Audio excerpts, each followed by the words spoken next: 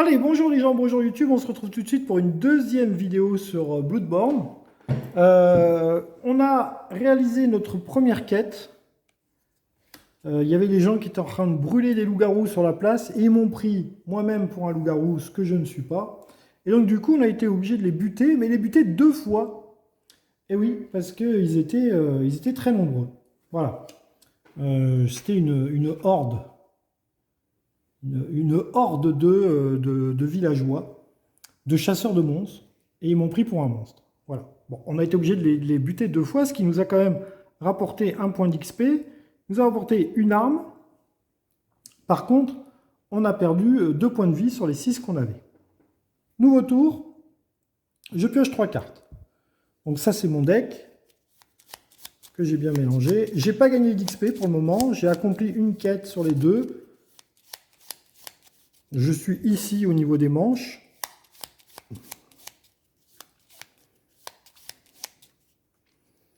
Donc on a fait 4 tours. 1, 2, 3, 4, ouais c'est ça. Et donc je pioche 3 cartes. 1, 2, 3. On entame donc le 5e tour. C'est ça, hein? 4 x 3, 12. Ouais, 5e tour. Alors, j'ai pioché une carte, j'ai dégâts +1 et j'ai une esquive. Ouais, ça va. On est bien. Donc je vais pouvoir utiliser une carte pour... J'utilise une carte pour avancer. Et je vais explorer cette tuile-là en faisant 2 mouvements. Je tombe sur la maison occupée. Alors, il faudra que je reparte au nord parce qu'il n'y a pas d'issue. Ici, il y a un mur. Ici, il n'y a pas d'issue. Ah, ici, il y a une issue vers le sud. Donc, je pourrais toujours continuer vers le sud.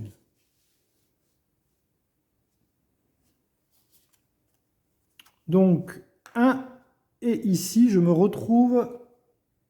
Il y a un monstre ici, vous voyez. Il y a un sbire. Il y a un gros pabot comme ça. Un sbire du chasseur qui est ici. La maison occupée. Que me dit la maison occupée? La maison occupée. Vous terminez le déplacement sur la tuile maison occupée, révélez la carte 8. Alors, là, ce n'est pas la même situation que quand j'ai fait 1-2. Souvenez-vous, j'ai fait tout à l'heure 1-2. Du coup, j'étais ici, j'ai fini mon mouvement ici. Donc à la phase de monstre, ceux-là n'ont pas avancé vers moi. Ici, c'est différent. Si je fais 1, le monstre est ici, et 2, là, le monstre me suit. Parce que il était avec moi. Donc là, c'est différent que la situation de tout à l'heure. Du moins, c'est comme ça que moi, je l'ai compris. Donc du coup, je suis obligé d'engager le sbire du chasseur. Mais la maison comment elle s'appelle? La maison occupée, eh ben, la maison occupée, elle est occupée, comme son nom l'indique. Et je vais aller lire la carte numéro 8, ce qui fait que c'est encore une mission dans mes objectifs. La carte numéro 8, elle est là. Alors, qu'est-ce qu'elle me dit, cette carte? Un havre de paix. Vous frappez à la porte de l'autre côté, une voix âgée vous répond. Un chasseur? Ce n'est pas trop tôt. Ces environs sont loin d'être hospitaliers. Surtout pour une vieille dame. Est-ce que vous connaissez un endroit sûr où je pourrais attendre la fin de la nuit?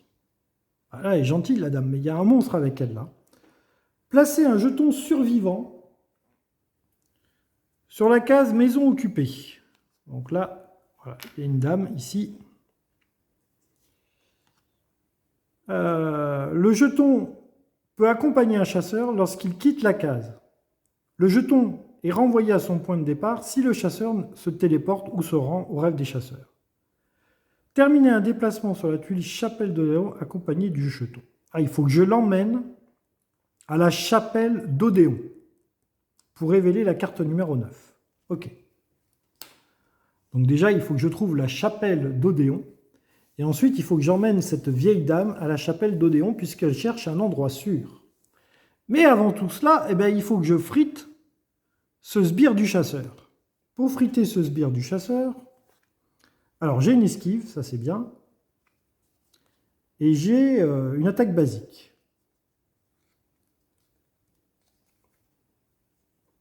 Écoutez, on va lui faire une taillade. Le sbire du chasseur, ils ont 5 points de vie. Hein. Ça, c'est très embêtant, ils ont 5 points de vie.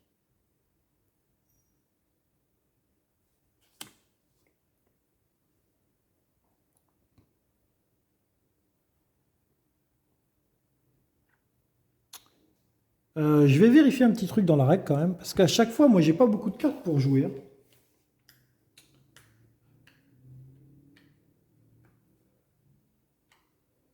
Vérifier un petit truc si c'est bien activation des chasseurs, activation des ennemis.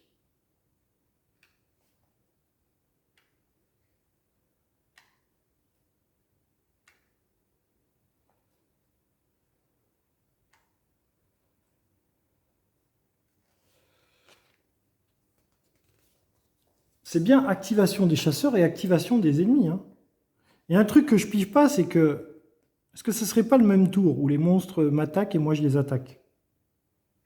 Parce que là, ça me paraît difficile de faire un tour à chaque fois. Les monstres vont m'attaquer, moi j'ai plus de cartes à chaque fois. Donc je pense que c'est activation du chasseur et après activation des monstres.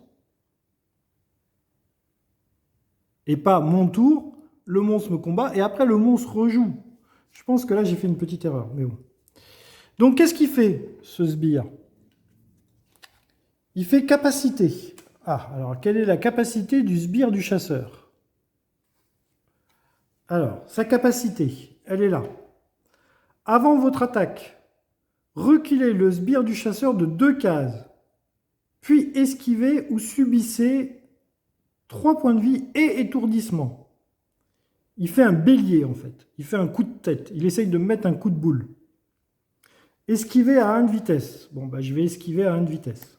Donc c'est bon, j'ai esquivé l'attaque du sbire du chasseur. Par contre, reculer le sbire de 2 cases.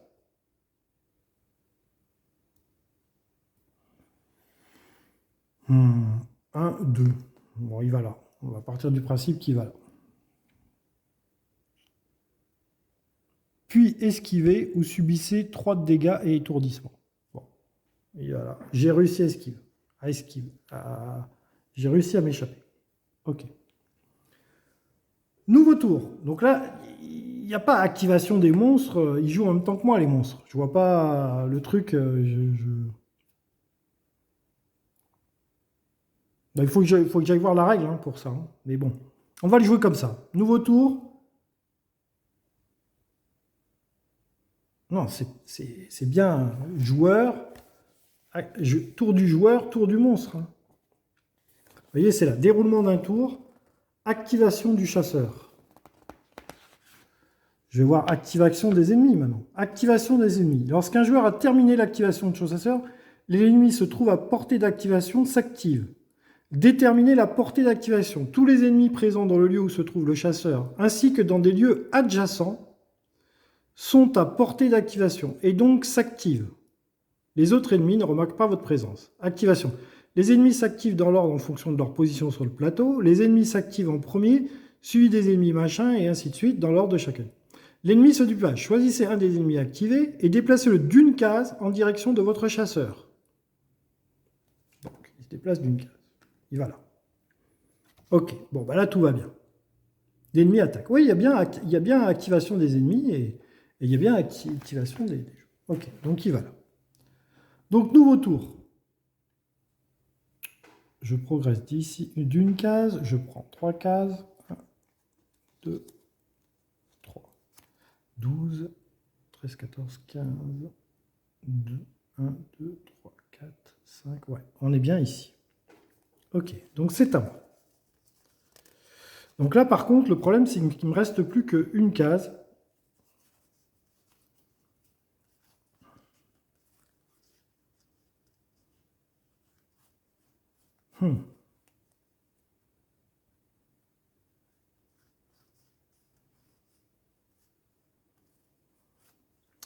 Donc là, j'ai un dilemme, c'est si je me déplace et que je l'attaque, il me reste qu'une case.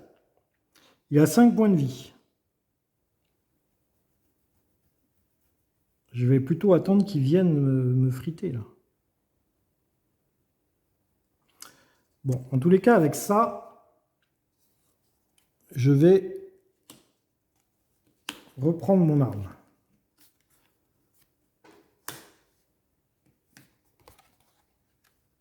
Voilà, ça c'est ma première action. Ma deuxième action, si j'utilise une carte pour me déplacer, j'aurai plus que ça. Donc en fait, non, je vais l'attendre.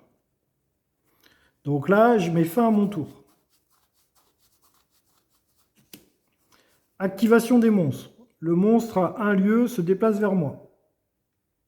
D'une case. Il m'attaque. Il m'engage.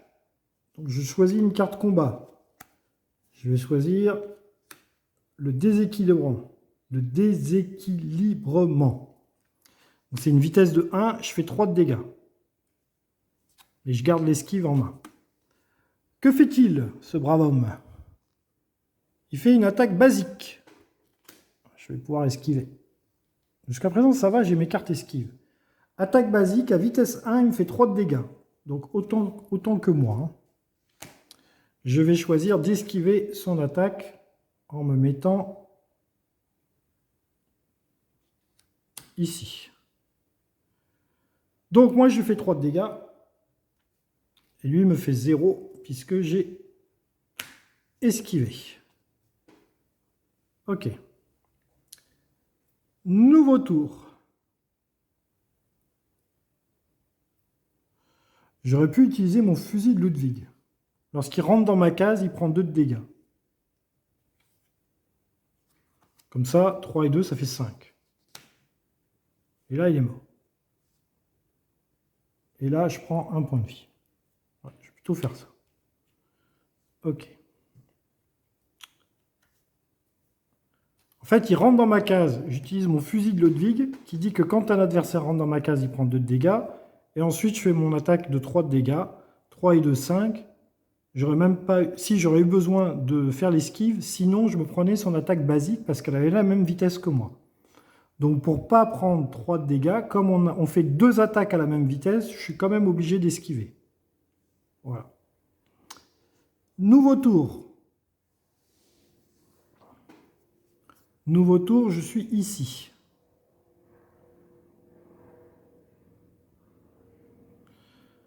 Alors, si je fais le rêve du chasseur, je vais aller convertir mes points de vie, mes points d'expérience.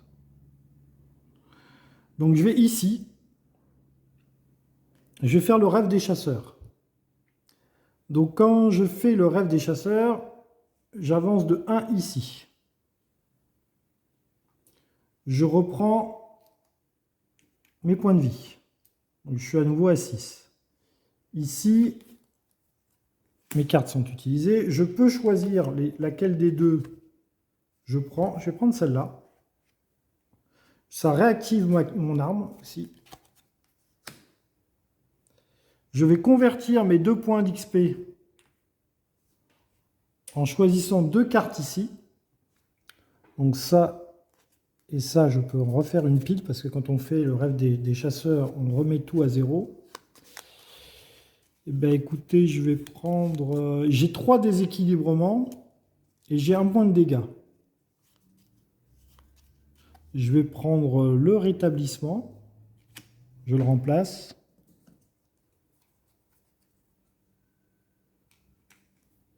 Coup bas. Si un ennemi de votre case utilise une capacité, défaussez cette carte et infligez-lui 2 de dégâts. C'est pas mal aussi.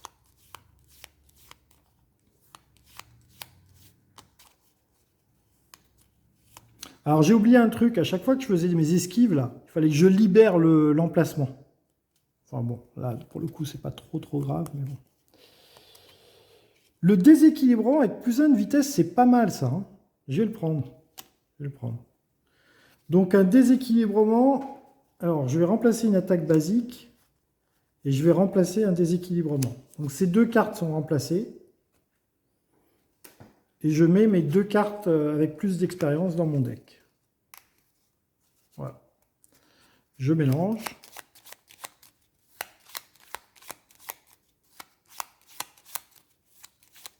Alors je reviens sur une case où il y a une lanterne. Donc je vais revenir ici pour aller chercher la dame.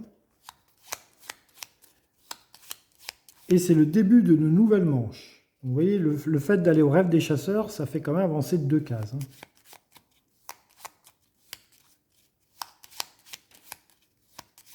Voilà, et là je prends 3 cartes. 1, 2, 3.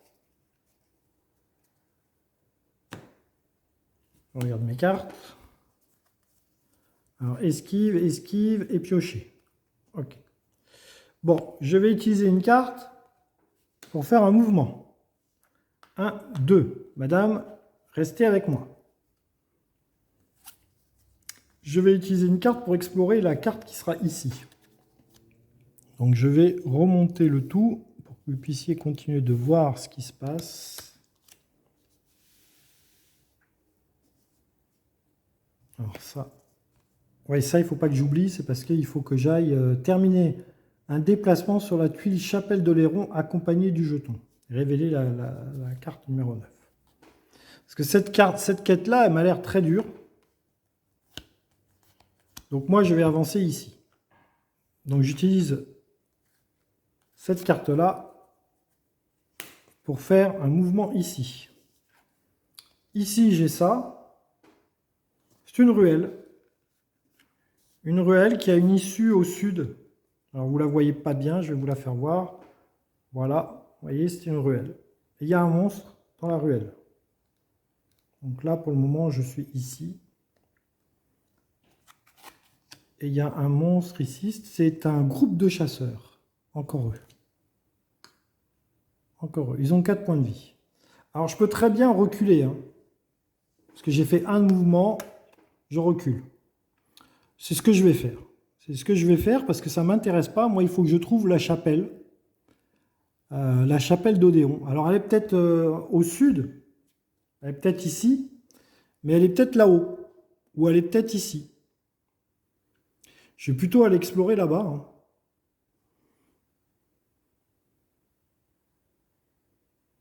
Donc écoutez, j'utilise une carte pour faire un déplacement de 2. 1, 2. Voilà, on se retrouve ici. Capacité des monstres. Je suis à plus d'une case des monstres, donc ils ne viennent pas me voir. Et donc nous allons jouer un nouveau tour. Alors je vais tout pousser là, parce que je vais aller explorer la tuile qui se trouve ici. Il y a encore 2 tuiles. Donc dans ces 2 tuiles, il y a la chapelle. Alors je viens tomber dessus. Comme ça me permettrait de faire ma deuxième quête. Nouveau tour. On avance d'une case ici. Je pioche 3 cartes. 1, 2, 3. Alors, j'ai pas mes cartes bonus.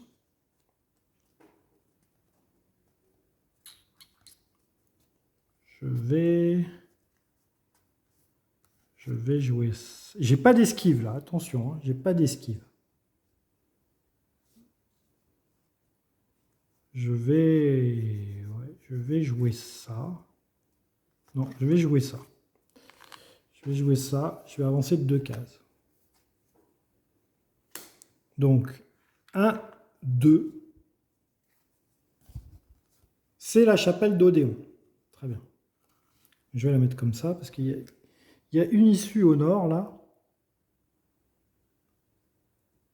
Alors, c'est très bien, parce que... Alors déjà, il y a un petit truc ici qui écrit... C'est écrit les attaques ennemies subissent -1 de vitesse. Donc, je suis ici. Je suis ici. Subissent -1 de vitesse. Alors, il me reste 2 cartes. J'ai amené la vieille dame à la chapelle. Terminé un déplacement sur les tuiles chapelle d'Odéon, accompagné du jeton. Révéler la carte 9. Je vais révéler la carte 9. Carte 9. Alors, exploration. Un havre de paix. Vous pénétrez dans la vieille chapelle, emplissant vos narines de l'odeur d'encens. Un quoi? Un je sais pas quoi, réputé pour sa capacité à éloigner les monstres, Un fumet réputé pour sa capacité à éloigner les monstres, la vieille dame vous remercie pour votre gentillesse et se réfugie parmi un groupe d'habitants. Soudain, le vitrail majestueux de la chapelle éclate en morceaux et un loup-garou fait éruption. Ah, c'était trop tôt, trop beau. Heureusement, il me reste 2 cartes. Alors, révélez la carte 10. Encerclez la chapelle d'un mur de brouillard. Ok, je ne peux pas fuir. Je connais la chanson. Alors elle, par contre, elle a disparu. Faire apparaître un loup-garou sur la case ici. Alors, un loup-garou, c'est ça. Alors, ils sont beaux, hein. Voilà. Faire apparaître un loup-garou sur cette case. Il y apparaît à chaque truc rouge. Il ignore les effets de la chapelle. Ah, il ignore l'effet d'ici. Tuez ce loup-garou pour terminer cette mission. Révélez la carte 11. Bon. Alors, mon problème, c'est que, encore une fois, il me reste que 2 cartes. Donc, je ne vais pas pouvoir utiliser un mouvement pour attaquer le loup-garou. Par contre, si je m'enfuis, il vient avec moi, le bonhomme. Donc, je vais attendre qu'il arrive, le loup-garou. Donc, phase du joueur terminée. Phase du monstre. Il vient près de moi et il m'engage.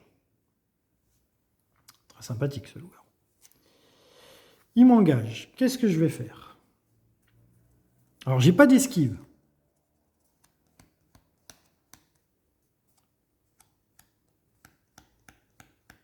J'ai pas d'esquive. Ça, par contre, c'est très embêtant. J'ai pas d'esquive.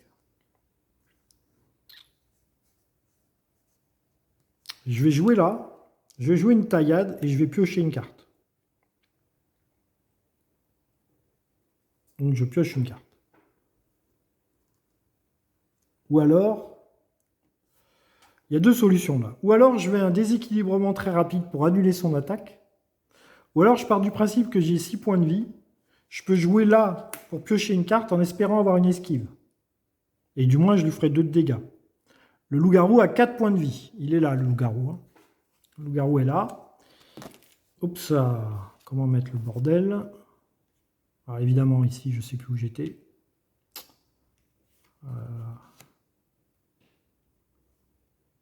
Aïe, aïe, aïe. Alors le loup-garou, il a 4 points de vie. Il fait 2 de dégâts pour son attaque normale, mais par contre, il est très rapide. Sa morsure paralysante, il étourdit. Ça ne peut pas être esquivé. Et sa capacité, avant votre attaque, fait apparaître un autre loup-garou. Oh là là, il faudrait mieux pas que ça arrive, ça. Je vais faire ça. Écoutez, piocher une carte. Donc, je pioche une carte. Voilà, j'ai trouvé une esquive. Très bien. Donc, l'attaque du loup-garou, il fait une spéciale. Spéciale. Spéciale, c'est ça. Donc, il fait une morsure paralysante à 1 de vitesse. Il fait 4 points de vie. Et il étourdit.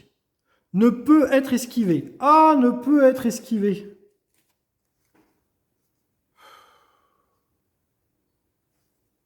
Ah, j'aurais dû jouer le déséquilibrement.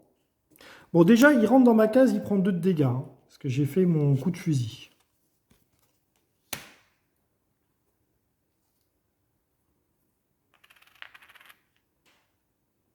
Il rentre dans ma case, il prend 2 de dégâts. Donc ensuite, moi j'ai vitesse 2. Lui, sa spéciale, elle a vitesse 1. Donc moi, j'agis avant. Donc je fais 2 de dégâts. Il a 4 points de vie. 2 et 2, 4. Il est mort. Ouh là là là là là là. Je prends un XP.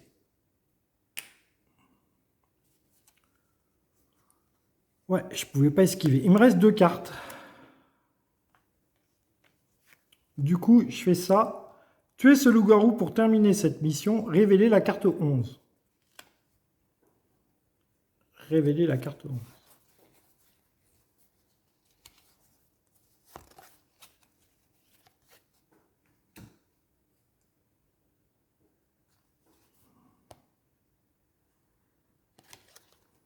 Alors, survivre de la nuit. Votre escouade remporte un consommable et la récompense, rune de Caril Griffure.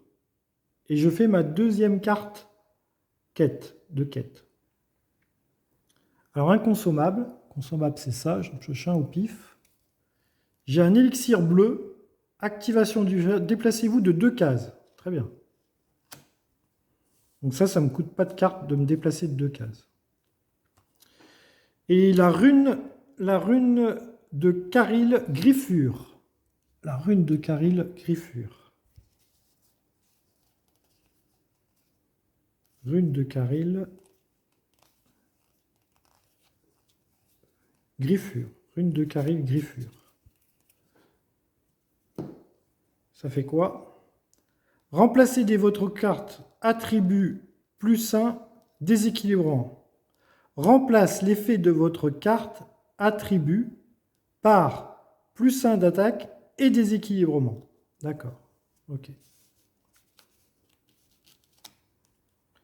Donc là, maintenant, ma quête a dit quoi? Donc là, j'ai 2 cartes lucidité. Donc ça, je peux le virer. J'ai celle-là et celle-là. J'ai 2 cartes lucidité. Ma quête a dit, terminez votre emplacement sur la tuile lanterne centrale. C'est là. Le brouillard a disparu.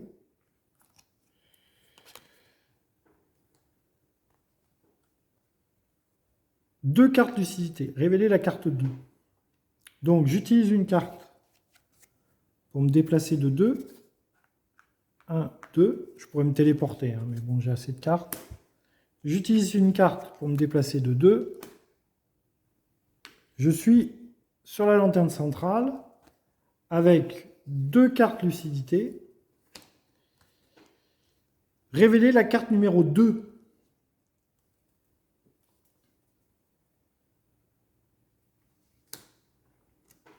Révéler la carte numéro 2. Alors, source du fléau.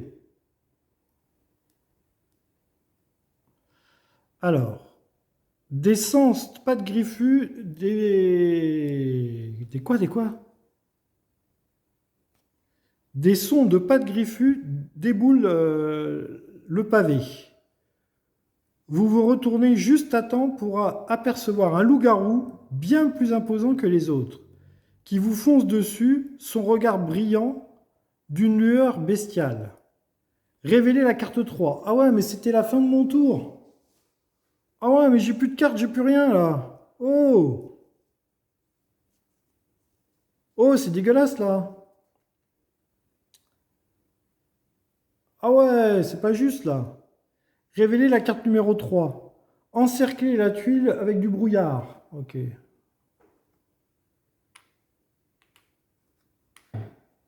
Encore un brouillard. J'ai dû perdre un jeton brouillard. Non, il est là. Faites apparaître un loup-garou sur la case. Ah ouais, mais c'est dégueulasse là. Il réapparaît s'il y a du rouge. Tuez le loup-garou pour terminer la chasse. Révélez la carte numéro 4. Alors, révélez la carte numéro 3. 3. Placez un jeton exploration sur cette carte. Lorsque le loup-garou doit mourir, retirez un jeton de cette carte à la place et soignez tous ses points de vie. Remplacez sa capacité par capacité, effectuer une attaque griffue fugace qui inflige 1 dégât, ne peut être déséquilibré et gagne déséquilibrant et étourdissement. Super. Donc ce loup-garou a une capacité spéciale. Bon, ben, fin de mon tour. J'ai plus de cartes. Donc il va me taper gratuitement. Ça, c'est dégueulasse par contre. Donc, ben voilà, il m'attaque. Donc qu'est-ce qu'il me fait comme attaque? Il me fait une attaque de base, heureusement. Donc l'attaque de base du loup-garou, il me fait 2 de dégâts. Voilà. Je perds 2 points de vie. Heureusement. Heureusement. Là, capacité, elle a déjà été jouée. Il reste, je pense qu'il reste une base et une spéciale. Bon. Bah, je pioche 3 cartes. Il a 4 points de vie, hein. Il n'a pas plus de points de vie. Par contre, il a 2 vies.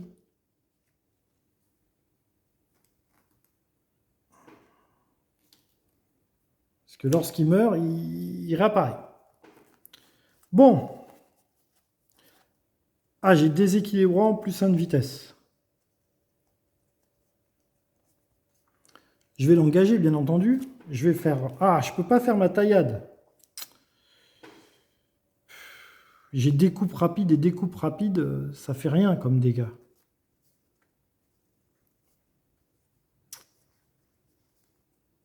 Ouais, mais là, j'ai déséquilibrement. Déséquilibrant, ça annule son attaque. Donc, je vais faire le déséquilibrement. J'ai pas d'esquive. Hein. Donc, déséquilibrant, ça fera 2 de dégâts. Les attaques avec déséquilibrant ont plus 1 de dégâts. Plus celle-là, ça fait 2. 2 points de dégâts. Et j'ai un déséquilibrement à 4 de vitesse. Normalement, ça devrait aller. Allez, que me fait-il, lui? Alors, lui, il me fait une attaque de base. Donc, ça va aller. Par contre, je ne pourrais pas pareil sur l'attaque de base. Ah non, il sera déséquilibré. Donc moi, je lui fais 2 de dégâts. Et il est déséquilibré puisque j'ai 4 de déséquilibrement. Il fait une attaque basique à une vitesse de 3. Ah, il a quand même 3 de vitesse. Hein. Heureusement que j'ai 4 de vitesse. Hein. Donc le déséquilibrant marche, ça annule son attaque basique. Ok, alors oui, vous ne voyez plus rien. Je vous fais voir. Moi, j'ai joué ça, déséquilibrant plus 1 de vitesse. 3 et 1, 4. Je fais 2 de dégâts parce que j'ai joué un déséquilibrement. Donc, 1 de dégâts ici, 1 de dégâts ici pour le déséquilibrement. Mon déséquilibrement a 4 de vitesse. Son attaque de base, les griffes, a 3 de vitesse et il m'aurait fait 2 de dégâts. Mais comme il est déséquilibré, je vous rappelle, ça annule une attaque. Donc, il me fait 0 de dégâts. Par contre, maintenant, c'est le tour du monstre. Sachant qu'il me reste que 2 cartes comme ça. Alors, le monstre me fait une spéciale. Alors, c'est pas férocité, c'est spécial. Spécial.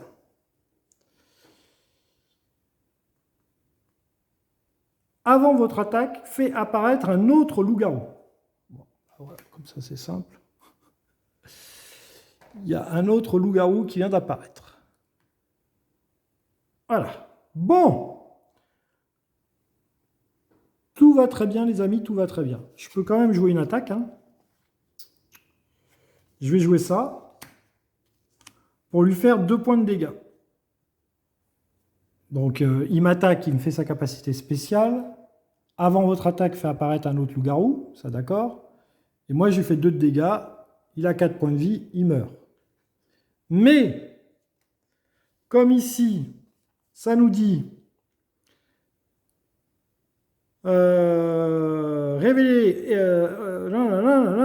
fait apparaître un loup-garou sur la case, il réapparaît si c'est rouge. Non, c'est pas cette carte-là. C'est la carte qui est là-bas. La carte qui est là-bas, ça dit placer un jeton exploration sur cette carte. Lorsque le loup-garou doit mourir, retirez un jeton de la carte à la place, soignez tous ses points de vie, remettez un jeton sur cette carte. Donc hop, le jeton disparaît et lui il revit. Donc maintenant je me retrouve avec 2 loups-garous sur la tronche. Nouveau tour. Je vais virer ça. Non, ça je le laisse pour le moment. Nouveau tour. Donc on avance d'une case ici. Je vais avoir du mal à tuer tous les loups-garous d'un coup. Là. Pioche 3 cartes. 1, 2. Il m'en manque une.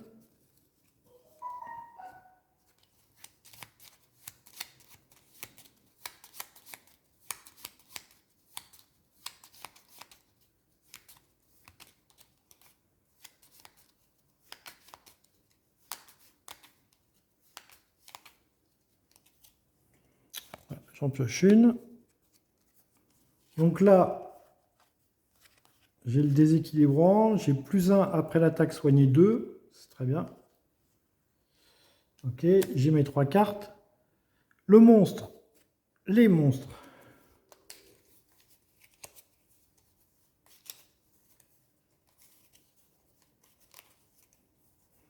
Alors, pour le moment, il ne s'active pas. Hein. Pour le moment, c'est moi qui tape. Voilà. Donc là, j'ai pas mon fusil en plus. Je vais utiliser une carte pour rafraîchir mon arme.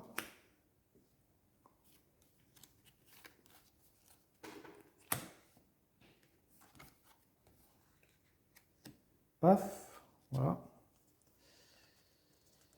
Et là, le problème, c'est que il me faudrait beaucoup de vitesse. Je pourrais faire ça. Ils sont en pleine forme, hein, les loups.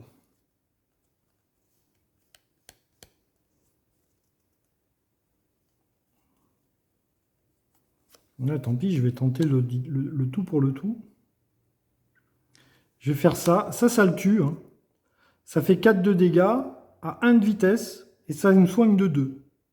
En gros, il faut que j'encaisse la première attaque du monstre. On va miser sur ça. On va miser sur ça. Par contre, s'il fait capacité et qu'il y a un autre loup-garou qui apparaît, là, ça va être compliqué. Ça va être très, très, très compliqué.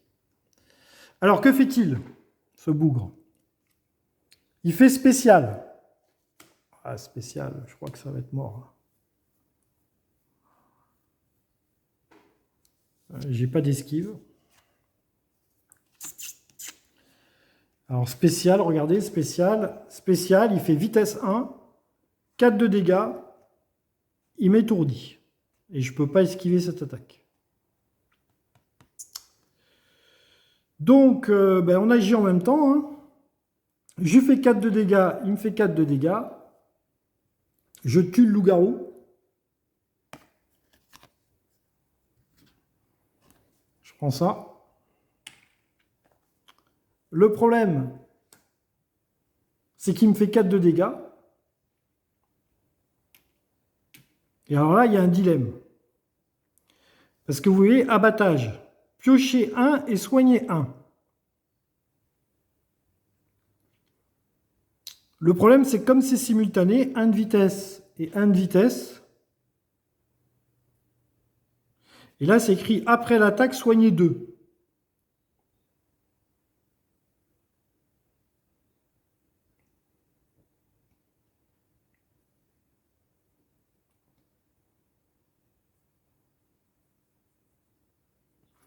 Alors, comme c'est simultané, alors quand c'est simultané, dans la règle, ils disent que c'est au moment où vous mourrez, s'il y a un dilemme, vous prenez le truc le plus désavantageux.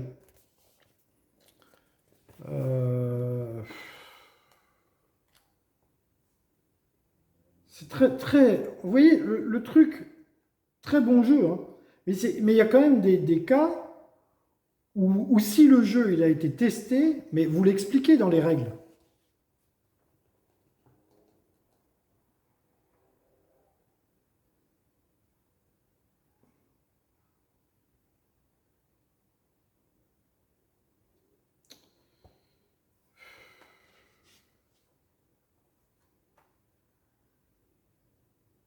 Là, j'ai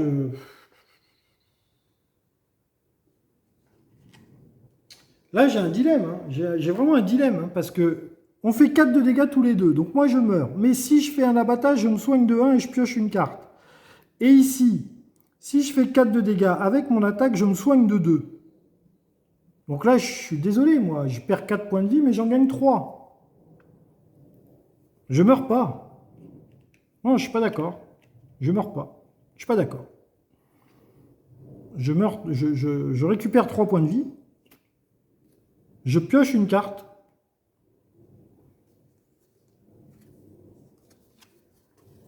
Et je finis mon tour. Et j'ai tué un loup-garou. Désolé. Maintenant, phase des monstres.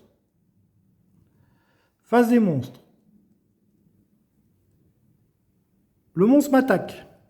Il me fait quoi? Il me fait une attaque basique. Avant de faire son attaque, il fallait que je me décide. Bon, moi, je faisais un déséquilibrement à vitesse 2. 2, du coup. Donc, j'ai vitesse 2, il a vitesse... Ah, une attaque de base, il a vitesse 3. Donc, il me fait 2 de dégâts. Il fait 2 de dégâts. J'arrive pas à le déséquilibrer. Et je lui fais 2 de dégâts.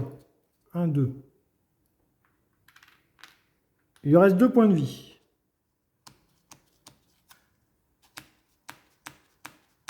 Phase de joueur.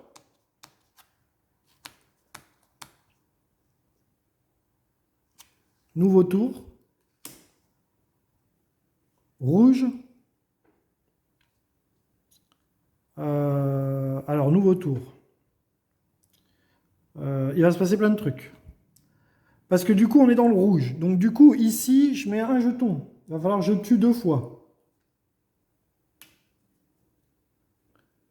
Voilà, je mets un jeton. Il se soigne de tous ses points de vie. Parce que normalement, il disparaît et il réapparaît. Donc il se soigne. Ici, on remet les monstres. Donc les monstres sont réapparus. Et je prends 3 cartes. En fait, j'ai pas mis une carte ici, là. J'ai oublié. Je prends 3 cartes. 1, 2, 3. Et c'est mon tour.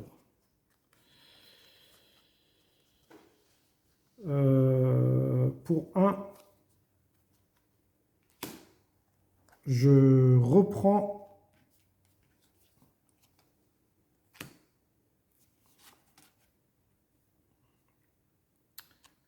je recharge mon arme.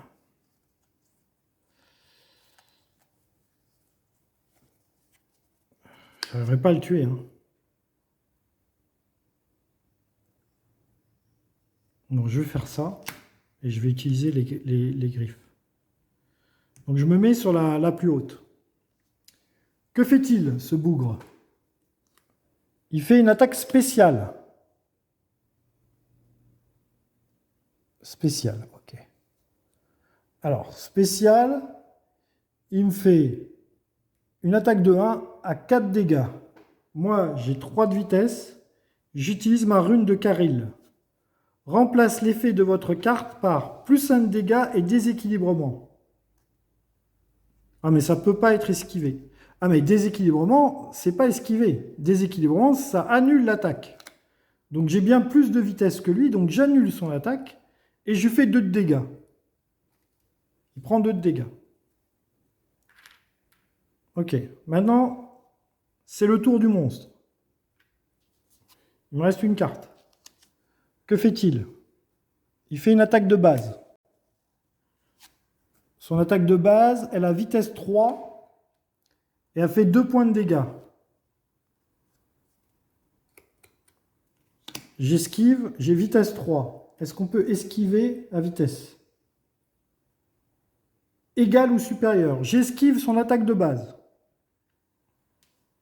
Nouveau tour. On avance ici. Je pioche 3 cartes. 1, 2. On manque une.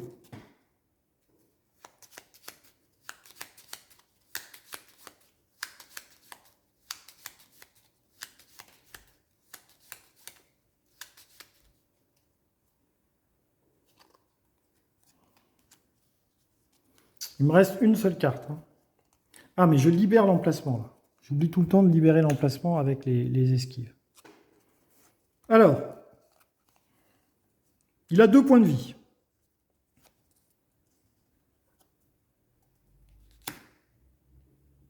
Je vais lui faire une taillade. Que fait-il? Il me fait une attaque de base. Son attaque de base a 3 de vitesse. Est-ce que j'esquive son attaque? Oui. J'esquive son attaque.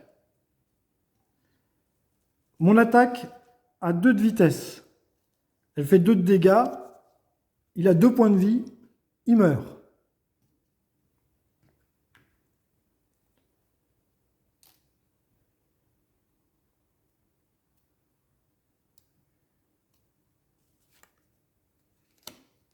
Le jeton ici s'élimine. Du coup, il réapparaît. Un truc de dingue. Un truc de dingue. Un truc de dingue. Je ne peux plus esquiver. Il fait sa capacité. Il y a un autre loup-garou qui apparaît.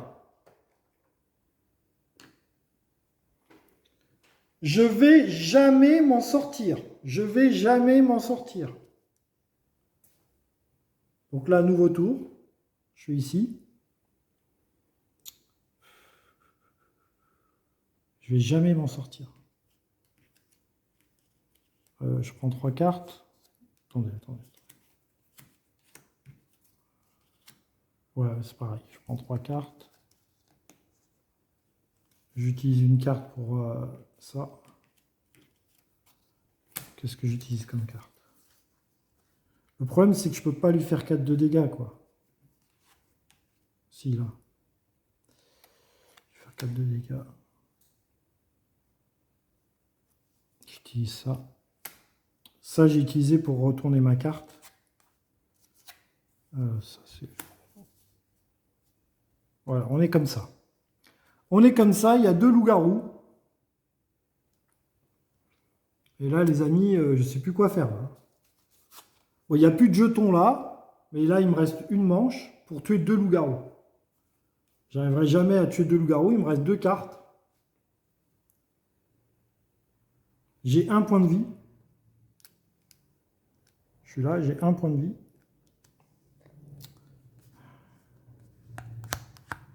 Je vais essayer d'en tuer un quand même. Hein. Ça fait 4 de dégâts. Que fait-il? On va mélanger. Donc moi, j'attaque un loup-garou.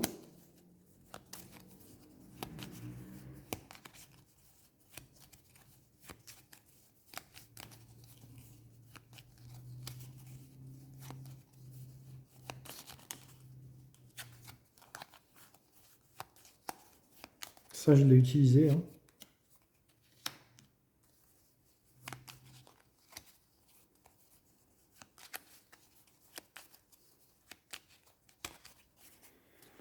Alors, qu'est-ce qu'il fait le loup-garou?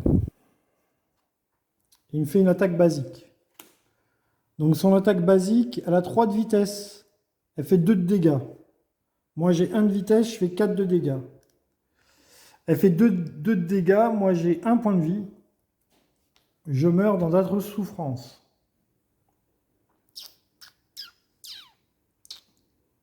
Paf. Quand on meurt, qu'est-ce qui se passe?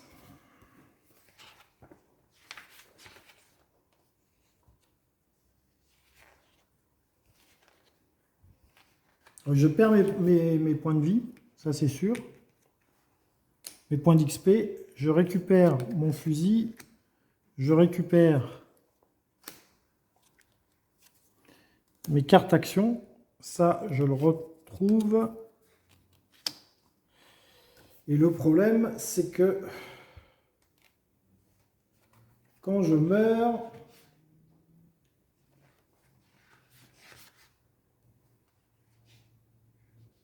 si ennemi vous tue, ouais, ok. Si le chasseur meurt, défaussez tous vos échos de sang, puis le chasseur se rend immédiatement dans le rêve du chasseur, page 23. Ouais. Rêve du chasseur, avancez d'une case sur la piste. Donc là, j'avance d'une case. Ceci provoquer une réalisation, rassemblez toutes vos cartes attributs, piochez, perdez des échos. Donc nouvelle manche.